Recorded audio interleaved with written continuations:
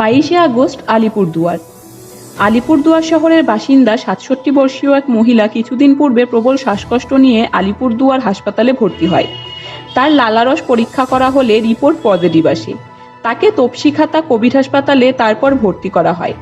সেখানে চিকিৎসাধীন ছিলেন তিনি। আজ সকাল 10টা নাগাদ তার মৃত্যু হয়। স্বাস্থ্য দপ্তর সূত্রে খবর, উক্ত মহিলা আরও অনেক রোগে আক্রান্ত ছিলেন। মৃতদেহ সরকারি নিয়ম অনুযায়ী সৎকার করা হবে।